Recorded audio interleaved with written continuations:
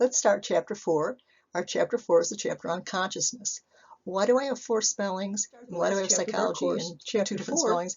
Which Obviously, focuses I'm on states trying of to consciousness. persuade you an to easy put a task, little bit of but effort one of these four and to words learn is this rather consciousness long word. spelled correctly. Actually, both these words we On tackled the bottom in the you'll very see first chapter. psychology. Which one It of those shouldn't are make a spelled difference, correctly? but it You might really think, what's the can big deal? if you But spell so-so. if you do a whole chapter if you on a mispronounce simple concept, words like there'd be a reasonable library expectation to be able to spell it correctly. And pronunciation in terms of a library. course, if you do a whole course on a subject, you it might be a might have to write reasonable it a few times. I expectation remember to that have I you be able definitely to struggled with identify that word spelling some of correctly. these words Yet myself. sadly, every year I have But anyway, students on the final exam this chapter is spell a the word particularly psychology. interesting So hopefully one. this is a very easy task. And if it's at all difficult, such pertinent please topics practice as it. sleep, psychoactive drugs. So I think you'll really enjoy it. So with that being said, let's get started.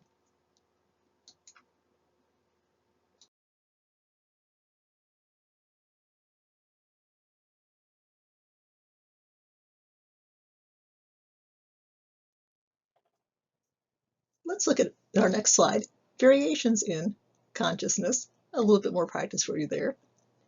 Consciousness is not a static thing. It is constantly changing from moment to moment. William James, a very early and great psychologist, compared it to a stream. You've probably heard the phrase, perhaps anyway, stream of consciousness. So if you're daydreaming, your consciousness is slightly different than your normal waking state. Meditation, this is also true for. Hypnosis, believe it or not, we're still not in agreement on that one. Sleep is clearly a state of different consciousness. Psychoactive drug use, absolutely. If you had the unpleasant experience of jet lag, most definitely. And even sleepiness is a different state of consciousness.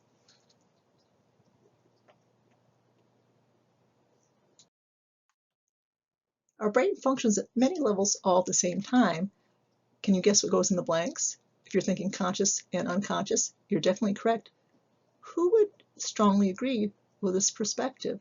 Take a moment and think of the names of various psychology people we've learned in this course. Who is absolutely associated with the idea of the unconscious mind? Hopefully, as soon as you thought the word unconscious, Freud came into your mind. Take a moment and perhaps just enjoy this picture. I wish we were all there, but if we were, we probably wouldn't be allowed on the beach anyway. So consciousness fluctuates with our environment and our biological rhythms. This will be our next topic. But first, let's consider the tool that many psychologists studying consciousness must use.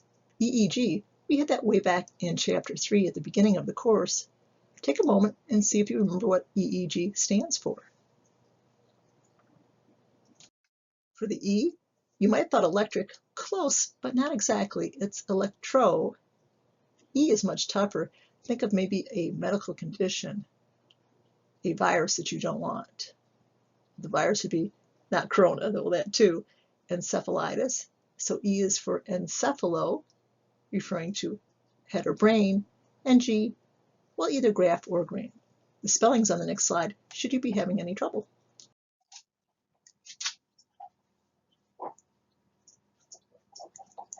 So indeed, EEG stands for electroencephalograph. Admittedly, a very long word. That's why I broke up the main components. It is one word without the spaces. This slide also shows the various stages of wakefulness and sleep and portrays what the brain waves that would occur typically in each stage look like. So just take a peek. You don't have to necessarily study the slide except for the EEG part. Let's consider our biological rhythms. What is the key brain structure for many of the rhythms? Well, at least the 24-hour one. It's an endocrine gland we haven't spoke about before, at least formally, if that helps. Hopefully you said pineal. So not only do you have the hypothalamus and pituitary in your brain, another important gland would be the pineal. Its hormone, if you'd like cute recall, it begins with the letter M. Not melatonin, that's skin pigment, melanin. So it would be melanin. So let's consider 3 of our body rhythms. They all begin with the same first 5 letters, circa. Circa means about. For example, if you go to an antique store and you pick up something and on the bottom it says circa 1900, the owner is telling you that it was made approximately at the year 1900. So circa is about. Which is the length of the first one, pronounced circadian? It's the one that's called 24 hours, though technically it's actually 25. So these would be biologically based, so it wouldn't be the evening news or something like that. These are biologically based rhythms that repeat once a day at the same time. The primary human example, the sleep cycle. If you were in a room with no doors, no windows, no live radio or TV, cell phone, you would normally keep a 24-hour cycle. You would get up roughly the same time each day and go to bed each time each day, again under control of this natural biological clock. Let's consider the next one, circa-lunar. Well, hopefully you think lunar as in moon. So this would be a biological rhythm that repeats about once a month at the same time. It has absolutely nothing to do with the moon. That's how it's got its name. Can you think of a good human example? If you're thinking the female menstrual cycle, absolutely. Next one, circa annual. Well, if you know annual refers to a year, this would be a rhythm that repeats once a year at about the same time. Humans appear to have not natural ones, healthy ones, but many animals do. Take a moment and think of many animal species and what biological event happens to them every year at the same time. Let's see how many you can come up with. Well, perhaps you said hibernating, but what species? Many species hibernate. Bear, that'd be a fine example. How about growing of horns in deer or shedding of the horns, the rutting season?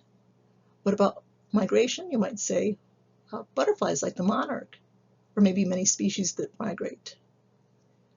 Perhaps shedding of a coat, and so on. So these would all have to be events that occur once a year at the same time. Oh, how about salmon swimming upstream to spawn and so on? Turtles laying their eggs at the beach. All good examples of circa annual rhythms. Let's now consider meditation. Normally, if we were teaching in the group setting, I'd ask if anybody was a regular meditator and ask them to tell us how they did it and why they do it. And typically in the average class, I might have a meditator or two. Typically, the person says that it helps them to calm or focus or to just plain feel better. There are many techniques. Some involve concentrating on a sound like the Om sound, or sitting in the lotus position, pictured on the slide, and just feel the breathing, maybe in through the nose, out through the mouth. And try to focus on that and keeping all the stray thoughts and conversations and goals and memories at bay. It definitely takes practice. In college as an undergraduate, we were required to do PE, and one of my PE classes was a one-credit meditation class. There's been a lot of research on meditation, and there are clear benefits, psychological benefits, physical benefits. I won't say that they necessarily exceed that of regular exercise, but still, meditation is a very healthy practice, and maybe if you wouldn't have explored it, maybe you should. There are definitely meditation that can be done online, free practices, and even group practices. And in these times, it might be actually very helpful if you gave it a try.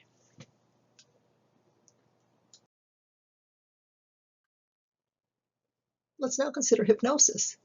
We'll define it as a state of consciousness that's characterized by deep relaxation. It was discovered, if you want to use that phrase, by Mesmer. When I think of Mesmer, I think of Las Vegas. Not that I've been there, but we all have associations, I think, of the entertainment of Las Vegas. And Mesmer was certainly an entertainer.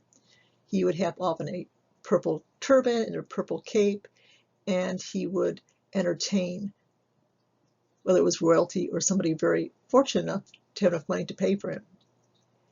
And Mesmer would also hypnotize people for therapeutic reasons. Now, the King of France, King Louis, was not sure what to make out of Mesmer, so he commissioned not one, but two different investigations. One was headed by our own Ben Franklin. Ben Franklin investigated Mesmer, and in his conclusion, he used such words as fraud and charlatan in his final report. So clearly, Franklin, who was one of the preeminent scientists of that day and age, was thoroughly unimpressed by Mesmer, and even today, many psychologists do not believe in it, that is, as an altered state of consciousness. Many psychologists believe that people merely act the way they think a hypnotized person would act. There's no brainwave that would indicate a person is hypnotized. There's no task that we could give a person that would prove they're hypnotized. So again, is it an altered state of consciousness? Different psychologists have different opinions.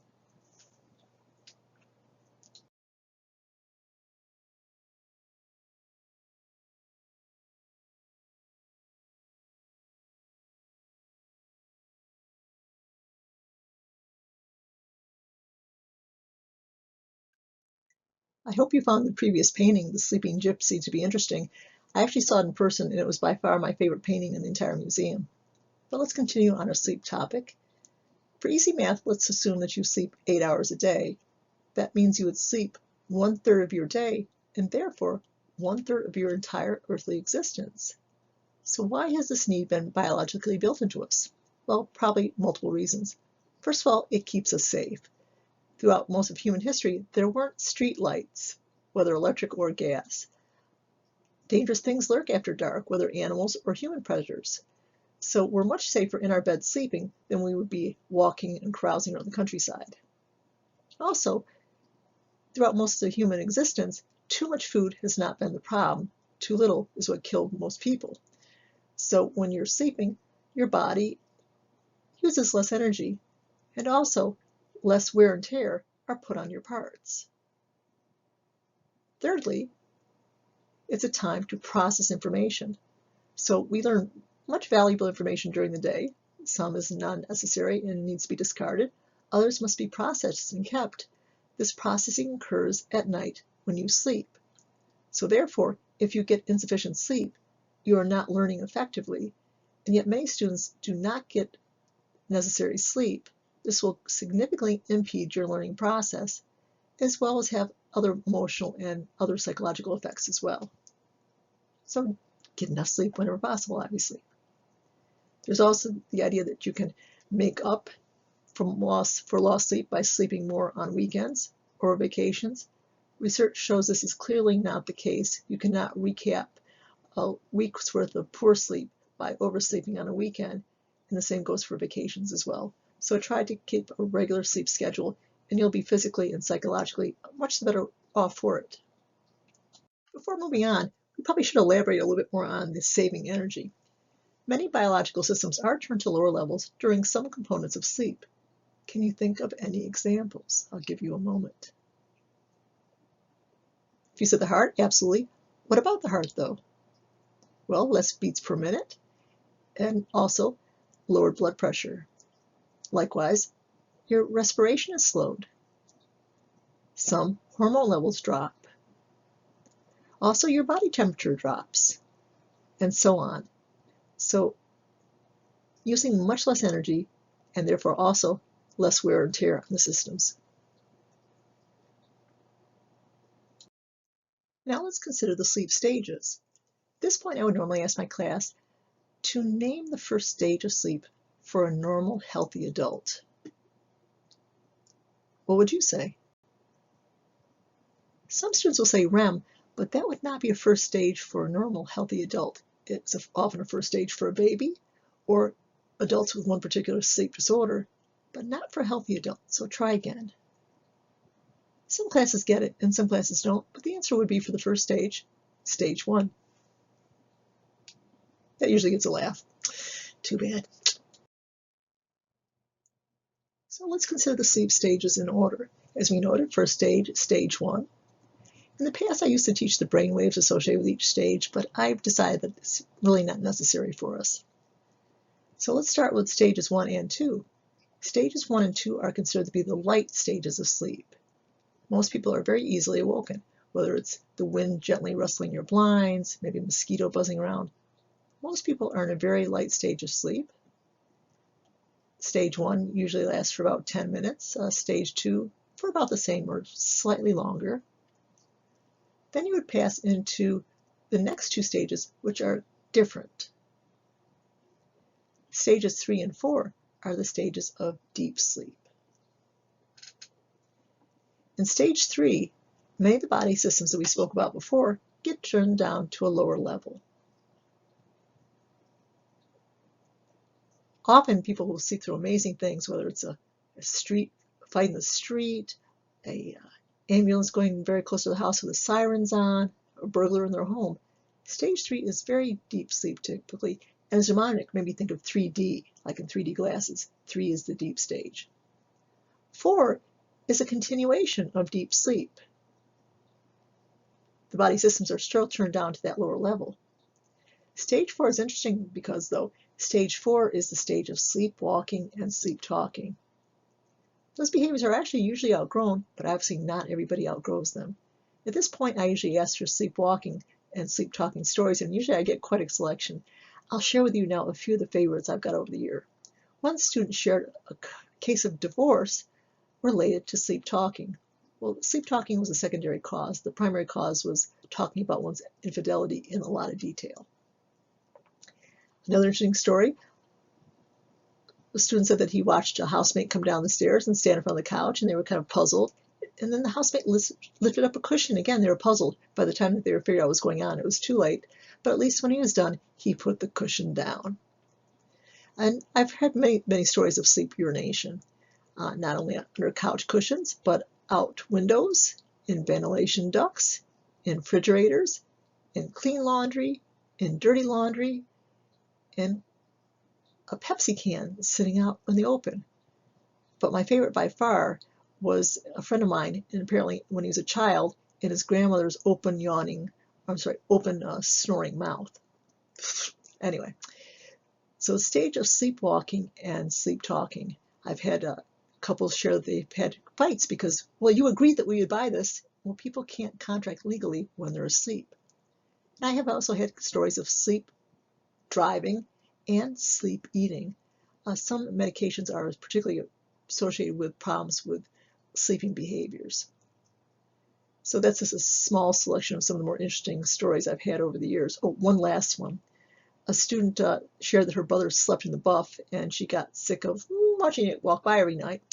And so she asked him to wear clothing. He would not. He insisted he was not a sleepwalker. Well, that was in the days of the Polaroid Instamatic. She took a couple and actually posted that at work, actually at school.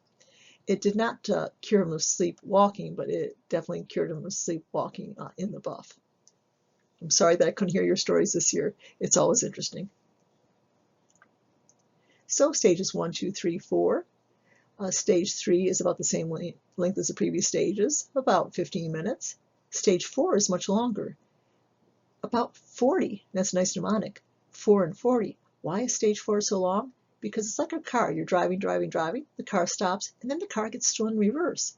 So you go through stage 4 one way, and then you kind of back through it the other way, because you're going backwards to 3, back to 2, well, 1 or not, depends on the time of the night, and then and only then, REM. What does REM stand for? Hopefully you said rapid eye movement, because the eyes will be moving rapidly in this stage, hopefully under their closed eyelids, because it's really creepy when they're partially open. And you might have seen your dog or your cat or other people with their eyes moving rapidly. They're in REM sleep.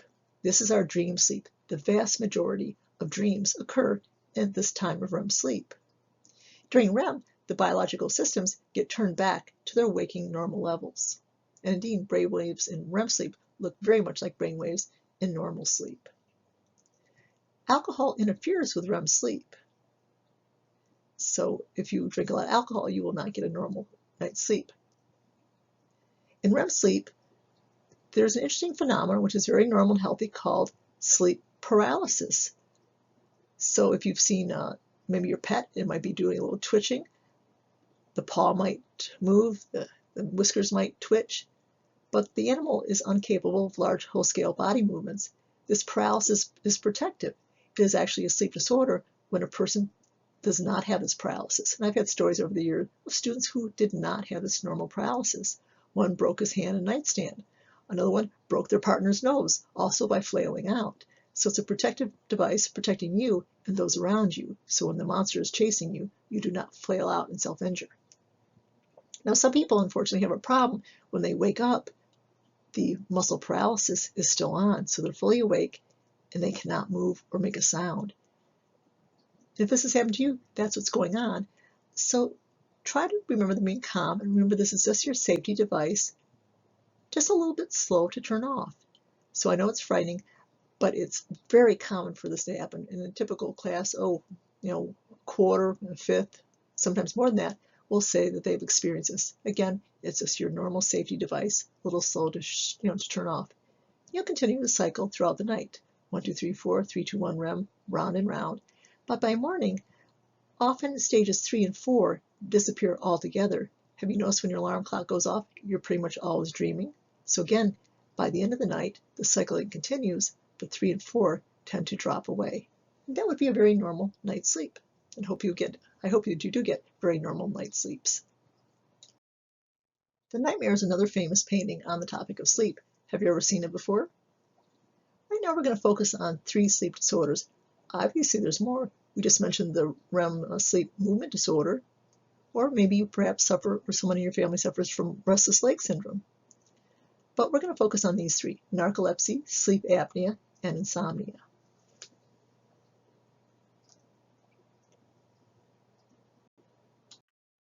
Let's consider narcolepsy. Which one is narcolepsy? If you're thinking about the person that falls asleep anytime, anywhere, any circumstances, you're indeed correct. It could be at a checkout line at the supermarket. It could be teaching a class. It could be sitting in the cafeteria. Literally anytime and anywhere. And typically when this happens, their body will collapse. It's called cataplexy, but their body will collapse and they will be sleeping. And typically, external stimulation does not release them from this cataplexy state in narcolepsy. This disorder is treatable, but often the treatments are less than satisfactory. Let's next consider sleep apnea. Which one is this? If you're saying stop breathing, yes, that's correct. This person will periodically stop breathing at night, and not just a couple times, believe it or not, that's very normal, but often dozens or even hundreds of times. When they stop breathing, their blood oxygen level will drop and drop and drop. At a certain point, they'll start gasping, probably never even fully coming to consciousness. All they typically know is that they're exhausted and do not feel refreshed in the morning. What are some signs that a person might have sleep apnea? Well, if you have a partner, your partner might tell you that they hear you stop breathing. They can give the partner insomnia because they're often listening to see if you stop breathing and maybe give you a poke. So should be treated for your sake and theirs. But back to the question, what are some symptoms? Well, constantly feeling tired and non-refreshed from sleep is a symptom. If a person snores very loudly, that is another symptom as well. Often people with apnea have a typical body profile. They tend to be heavy, particularly on the neck. Not necessarily fat on the neck. It could be a person that's very muscular, maybe a football person or a weightlifter that's got a very heavy neck. But again, the tiredness, the snoring, and a certain build are all symptoms a person might have apnea. Another one less common that's been shared with me by various students is dreams that are reoccurring, and in these dreams you're not able to breathe. You're underwater and you can't breathe. You're underwater and you don't have to breathe. You're dreaming that something is sitting on your chest and you can't breathe. So if you're having recurring dreams about not breathing, it's quite possible you're not breathing. This definitely should be treated. People with sleep apnea do have a much higher rate of heart disease. What is the treatment? Well, you've probably seen or at least heard of the CPAP device, or if you were at an airport ever and you see people carrying something that's not exactly in the shape of a briefcase, that's probably their CPAP. With some people that are borderline sleep apnea, just like for the borderline diabetic, sometimes a little bit of weight loss might get to the person back to the threshold where they don't have sleep apnea. Next, we'll consider insomnia. Let's now turn our focus to insomnia. Insomnia is the most common sleep disorder. It is very likely that all of us will experience insomnia, and some of us more than once. In insomnia, perhaps the person cannot fall asleep in a reasonably quick manner. Others may have this and/or, once they're awoken, cannot return to sleep. Many people, when they experience insomnia, will turn to medications, either prescription or over-the-counter. Take a moment and see if you can think of any disadvantages to helping to turn to medications to help us cope. Some medications are addicting, so the person will find that they're less and less effective. And if they stop taking them altogether, they'll have a rebound effect in which they'll even have more significant insomnia issues. Others can be a risk of overdose. Others are associated with sleep behavior such as sleep walking, sleep driving, sleep eating, and so on. So if we're not to turn to medications, what are some non-medication options? Before you go to the next slide, consider, if you can, non-drug ways to cope with insomnia. Although this slide has many suggestions, it is definitely just a partial list.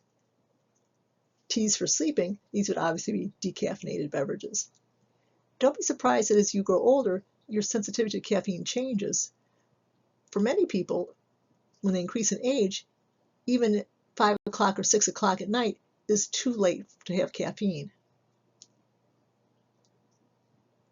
What about exercise? Depends when you do it. Early in the day, stress reducer, very helpful. But for many people, late afternoon and beyond, not a good time to exercise. It activates the branch of the nervous system associated with stress and emergencies, the activation branch. Was that sympathetic or parasympathetic? Hopefully you said sympathetic. Avoid stimulants, such as the caffeine we just mentioned, or things like cocaine, amphetamines, and such. Always good advice. Next one, avoid alcohol. Although alcohol is a depressant drug, as we noted, it does alter the sleep cycle. Next, as mentioned, deal with stressors. Don't ruminate, just don't think about them. Many people are busy throughout the day, and then when they lay in bed, their mind goes to their stressors. So deal with stressors, just don't think about them. Warm milk actually has tryptophan, a serotonin precursor. It actually can be helpful. Routine, have a regular bedtime routine. Dim the lights. Most people do much better with dim lights. Avoid the computer screen in the evening and use a setting for evening use. I find that I normally might fall to bed and get sleepy around maybe 10, 11 o'clock. If I've been working on the computer all evening, I can go to 12, 1 o'clock easily and then lay in bed for an hour or two and not be able to get to sleep. So consider your computer screens. Proper sleep environment. Well, what exactly would that mean? So dim lights. For most people, cooler rather than warmer. Sound is an interesting variable to consider. I would normally ask people to raise their hands if they need a certain amount of sleep, and that would be roughly half the class. And I ask the class after that, how many of you need a very, very quiet environment? And roughly the other half of the class would raise their hands. And I also suggest don't hook up with these people. Next, consider reserving the bed for sleep. Let's say that you go to a university or for your college and you have a shared room. And you do everything in this room in your bed. You study it in bed, you have conversations with your housemate or your roommate in the bed, you text your friends in the bed, and so on. You pay your bills in bed, so the bed has become your entire office. Well, you've conditioned yourself that the bed is a place to do lively activity. So reserve the bed for sleep. Sex is the exception. That's still allowed in bed. We don't want to get other problems, but other than that, reserve your bed for sleep. For older adults, it might be avoiding overfullness. This can get into the acid reflux realm. So next time you have insomnia, if it's more than a day, consider these particular variables, and often a combination of them will be successful in alleviating your insomnia.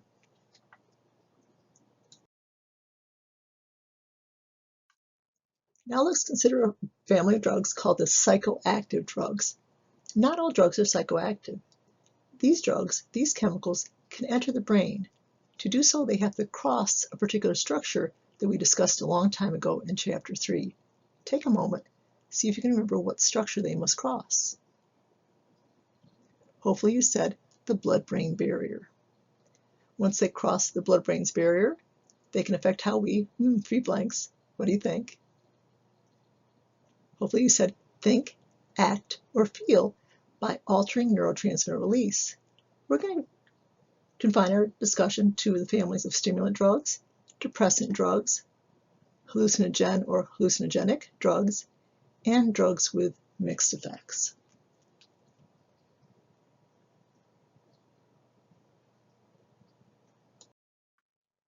Currently, drugs are more likely to kill teens and young adults than are car accidents. Car accidents can often be unavoidable: a deer, a patch of ice, a drunk driver. But drug use is a much more avoidable issue. Consider your parents. Don't put them in the position of these poor parents.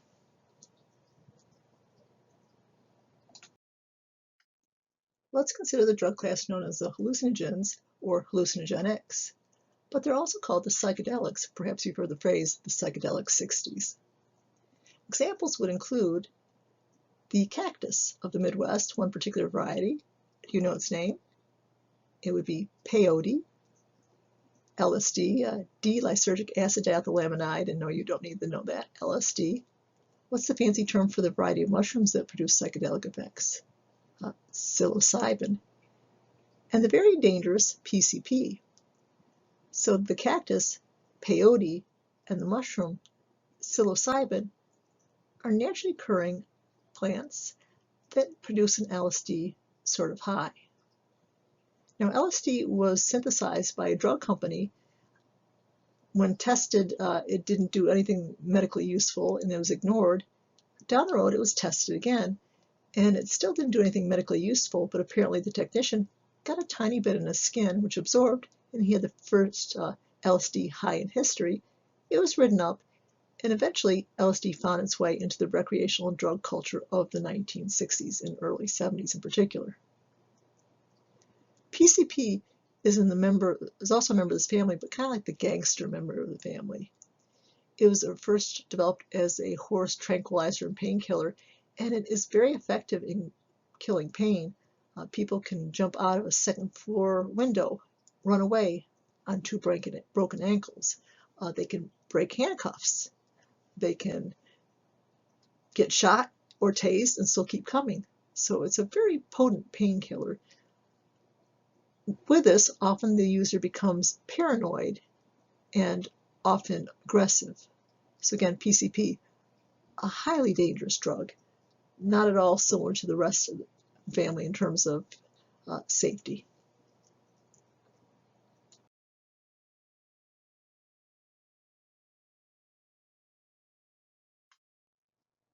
Let's now consider the depressant class of drugs. This name confuses some students. They confuse depressant with depression. People would not take drugs, especially recreationally, to make themselves feel depression. So it's not this from the word that depressants get its name from. Depressed means to slow down, to inhibit. For example, a tongue depressor. So depressed is slow down, to inhibit. So they slow down the functioning of the central nervous system. In this process, they reduce pain, so one might be doing a little self-prescription, or one might get a doctor's prescription for their pain-killing properties. They also increase sleepiness, which might be good or bad depending on why you're taking the medication. They also reduce anxiety. So if a drug has these three features, it is a depressant class drug.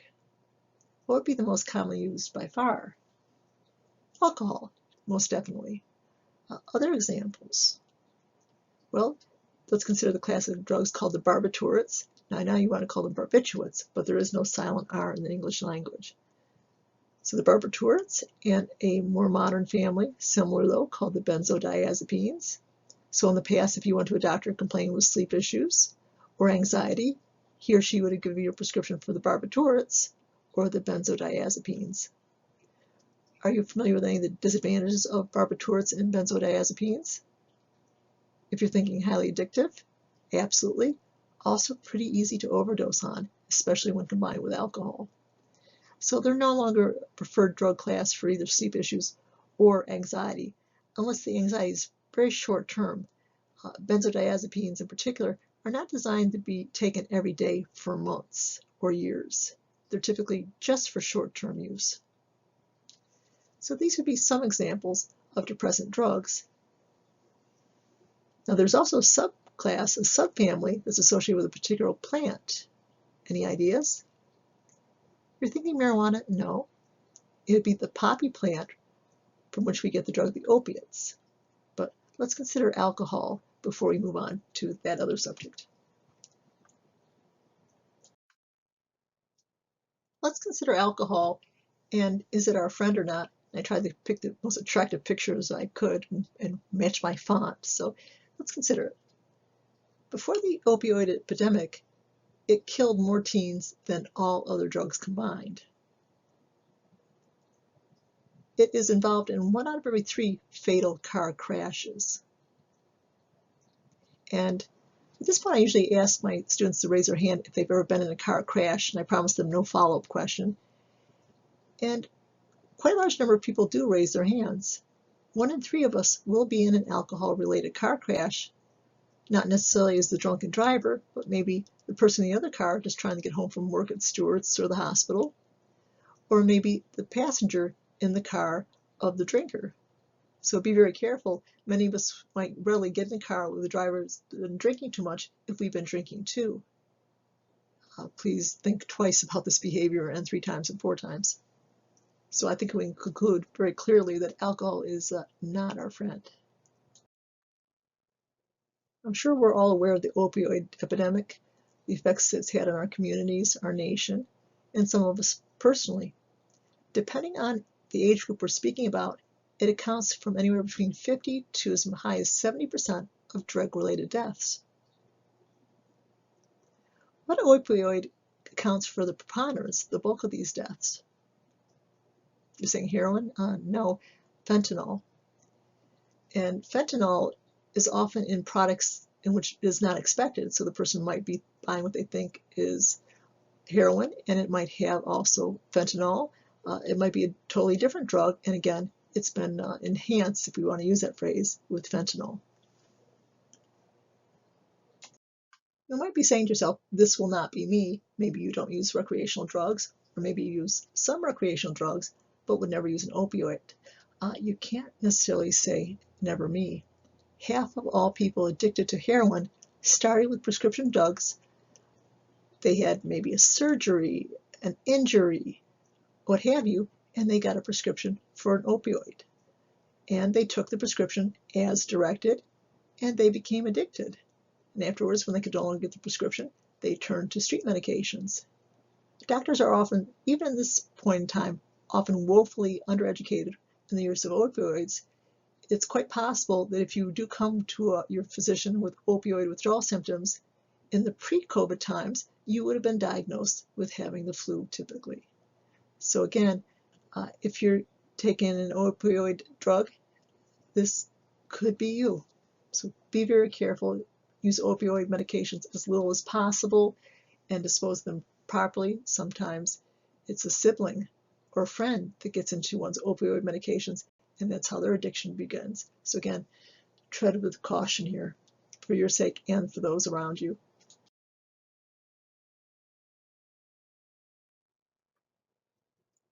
Let's next consider the stimulant family of drugs. Common features, well, they don't depress the nervous system like the depressants. They speed it up. They increase alertness, which is why the person might be using them. And they do decrease appetite, which in the past was why people would often use them. Most commonly used, if you're saying cocaine, you're hanging with the wrong crowd. It would be caffeine. How about others? Well, amphetamines / methamphetamines / crystal meth, absolutely.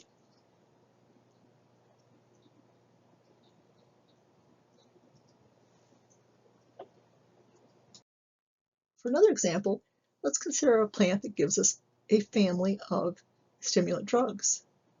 If you're thinking marijuana, no, keep thinking. If you're thinking the coca plant, you are correct. Don't get confused with coca with cocoa. Cuckoo for Cocoa Puffs, C-O-C-O-A. Coca, C-O-C-A. So the coca plant of South America, from coca, people of South America will often make candies, will often make a very foul tea. It's just a little bit stronger than caffeine products. definitely no stronger than Jolt or any of those particular beverages. But other people want more enhanced effects, so it might be refined into cocaine. And with further revision, for further modification, what can be made from cocaine? Indeed, crack cocaine. Look at the picture at the bottom of the page.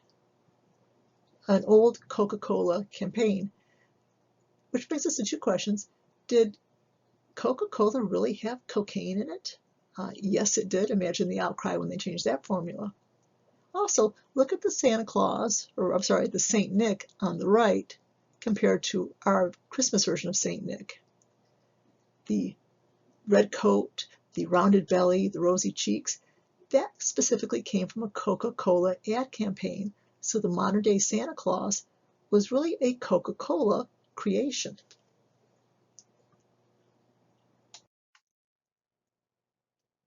Let's consider caffeine medicinally. Now, certainly it's possible with anything that's good for you to abuse it and overuse it. But in reasonable quantities, caffeine decreases risk of diabetes, decreases risk of Parkinson's, decreases risk of stroke, certain cancers, dementia, and my favorite one, increases morality. People are the most moral in terms of laboratory experiments when they're the most caffeinated. So if you're going to do business with somebody and you want them at their most honest, do your business in the morning when they tend to be the highest caffeinated. Also decreases prostate issues. Can it be the new wonder drug? Well, quite possibly. But again, anything can be used and abused, so moderation in all things good. Let's look at our last category, drugs with mixed effects. Back when I took intro psych, marijuana was listed as the most commonly used psychedelic drug. Ecstasy wasn't even seen yet, and nicotine was listed as a stimulant. Now we recognize that these drugs do have mixed properties, and so typically put them in categories of their own for that reason. Let's turn our focus to marijuana.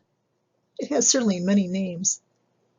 Take a moment and see how many you can list, and also see if you know the active ingredient. I kind of suspect that you do. Marijuana has many names, including Mary Jane, devil's lettuce, pot. During my times of youth, it was referred to as dope. Now I understand that's usually reserved for opiates. Hashish, ganja, if I haven't mentioned it. So many nicknames, but all different varieties have the same basic active ingredient, and that would be, indeed, THC, delta-9 hydrocannabinol, but THC is fine for us. Today's pot has much, much, much more THC than the pot of the psychedelic 60s. Let's continue. The next slide will look at legalization. Should we legalize marijuana recreationally, say in New York State?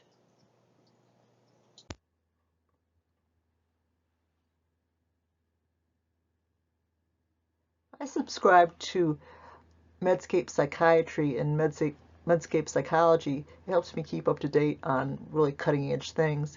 And I just read an interesting article, and this is January 2024, about medical marijuana in terms of the FDA.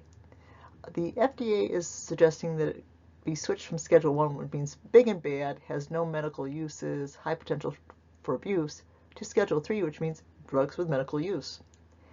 And it also suggests that there are 7 areas that are in need of particular investigation based on the current research out there. So you might see it becoming perhaps commonly used for the areas listed below. I will see that I've also seen articles suggested regular marijuana use for pain with tachycardia, so maybe contraindicated with people with heart issues or people that are high risk for heart issues. But I thought I would include this slide since I know a lot of you do have particular interest in marijuana.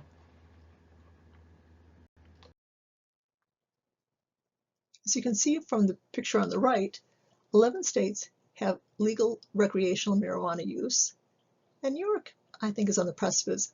Governor Cuomo is definitely pro-legalization. So should we? Take a moment and list as many pro reasons as you can and con reasons as you can. You should be able to think of items to support either argument. So do take a moment and give it a try.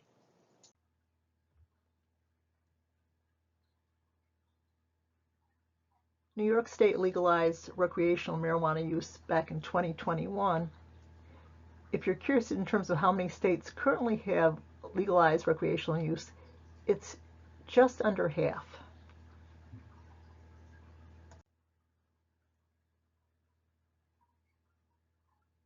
Let's consider possible pro and con legalization of recreational marijuana use.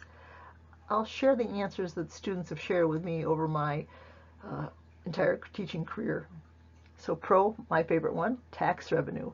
And the taxes could potentially, hopefully, be used on people with substance use disorders. An expansion of industry means expansion of jobs. Product safety. In the days when alcohol was illegal, a lot of people went blind. It wasn't a safe product. When you can buy something at Stewart's, it's a safer product, so product safety. It'd be more available for medical research, and the quality of the research would be better. It'd be less damage in other countries. Many countries have drug cartels that have gotten power in part from selling us pot, so they bear the brunt, the citizens of the countries bear the brunt of our drug habits. Another important one is less money spent on controlling the use in terms of law enforcement and incarceration of people. Are there some cons? Absolutely. Health issues. If you are smoking it, that damages the lungs. Also health issues not only of the user, but the fetus or embryo or zygote is getting exposed. We do know more learning disabilities in children have been exposed to marijuana prenatally. Recent links are also to autism spectrum disorders. I hate it when government commercials and propaganda are correct, but it does decrease motivation. We'll assume that if it's more readily available, there's going to be more substance use disorders. In other words, more addiction. So this isn't a complete list by any stretch of the imagination, but it's the reasons that students have been sharing with me for many years.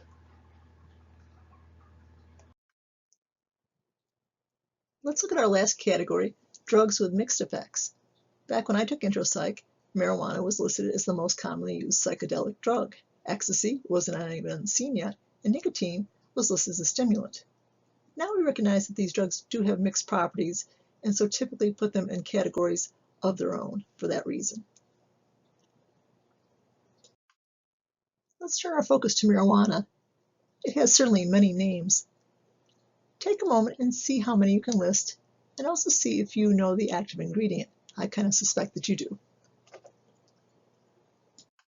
Marijuana has many names, including Mary Jane, devil's lettuce, pot. During my times of youth, it was referred to as dope. Now I understand that's usually reserved for opiates. Hashish, ganja, if I haven't mentioned it. So many nicknames, but all different varieties have the same basic active ingredient, and that would be, indeed, THC, delta-9 hydrocannabinol, but THC is fine for us. Today's pot has much, much, much more THC than the pot of the psychedelic 60s. Let's continue.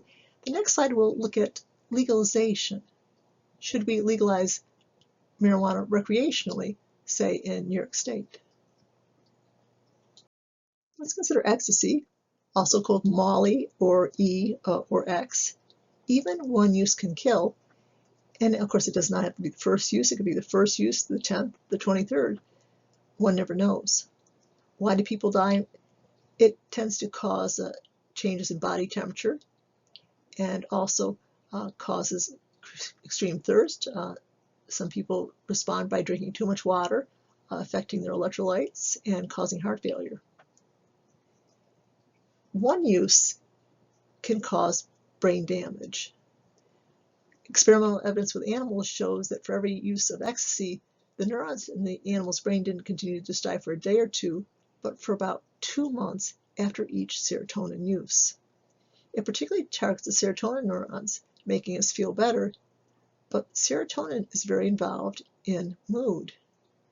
And so if you kill the serotonin neurons, at least a good number of them, you'll make mood conditions like major depression more likely, and these particular chemically caused depressions will be much harder to treat than traditional depressions, which can be hard enough to treat.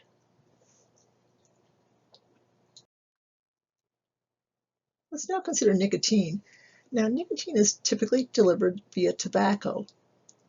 So if one is smoking a tobacco product or chewing a tobacco product, you're not just getting the nicotine, you're getting over 7,000 different chemicals, and that's a huge part of the problem. Nicotine can be toxic. Occasionally you'll see it as a murder weapon in TV crime dramas, but it's very hard to overdose on nicotine from smoking. Now, children getting their hands on vaping products, that can easily be fatal. So again, it's not the nicotine so much as the bad company nicotine keeps. Now, vaping should theoretically be safer, but as we've known, the recent wave of vaping-related lung injury and even death would say at this particular point, the products through vaping should not be considered to be safe.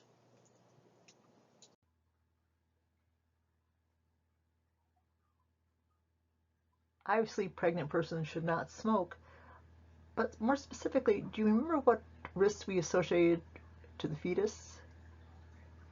I'll give you a moment. We know learning disabilities are more prevalent in these fetuses when they become school-age children, and also more likely to be on the autism spectrum. And that's neuro research. It might surprise you to learn that for every cigarette that's smoked, it will shorten that person's life on average by 11 minutes. So if you have a smoker in your life, this might be a statistic you might want to share.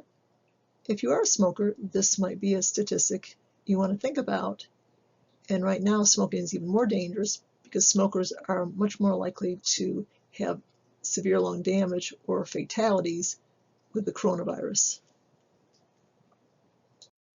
If we want to focus not on cigarettes, the toll associated with each individual cigarette, collectively, smokers live 10 years less.